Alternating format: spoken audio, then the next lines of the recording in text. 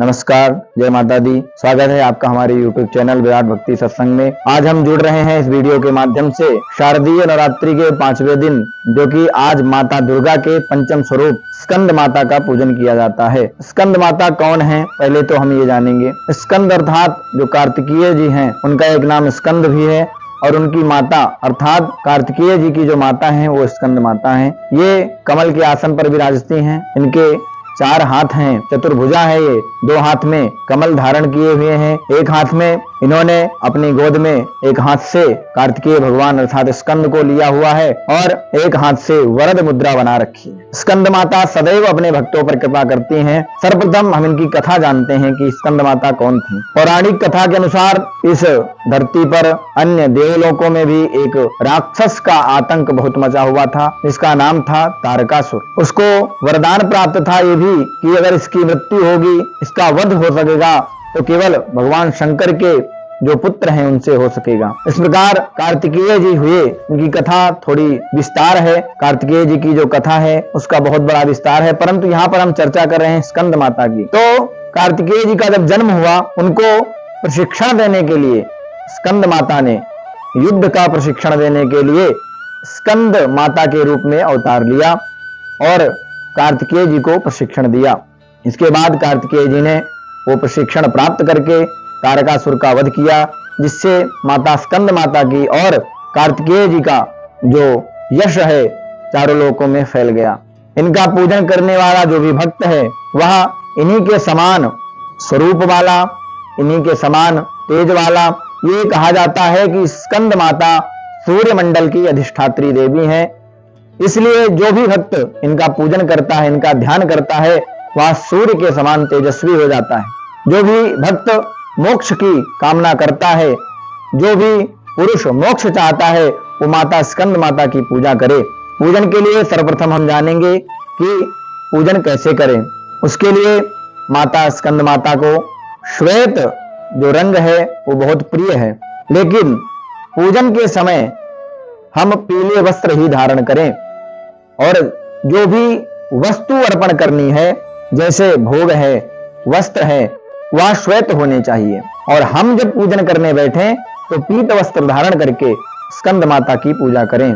सर्वप्रथम प्रातः काल ब्रह्म मुहूर्त में उठ करके शौचादि क्रियाओं से निवृत्त होकर के अपने चित्त को, अपने मन को एकाग्र करके स्नान आदि करके जब हम बैठते हैं भगवान माता के ध्यान के लिए, तब हम ये ध्यान रखें कि उस समय हमारा जो चित्त है इधर उधर न भटके, क्योंकि गीता में कहा गया है चंचलम हिमना कृष्ण प्रमाथि बलवदृढ़।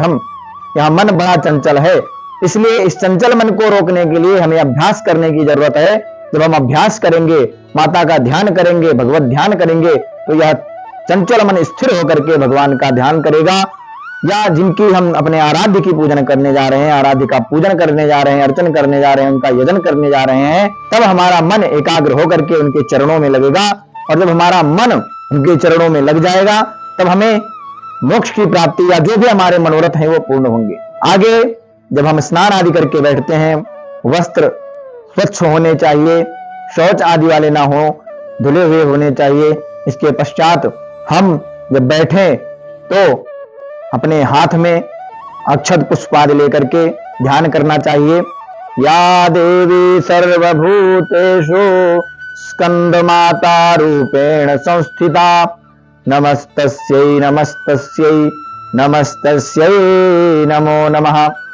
यदि हमें मंत्र उच्चारण करना नहीं आ रहा है, हमसे नहीं हो पा रहा है, तो कोशिश करें कि हम भाव से, अपने मानसिक अंतराल से, अपने अंतःकरण से केवल माता के स्वरूप का ध्यान करते हुए ध्यान करें, अक्षत पुष्प आदि छोड़ दें। तत्पश्चात जो भी देवी देवता हमने स्थापित किए उनका पूजन करें, कलश का पूजन करें।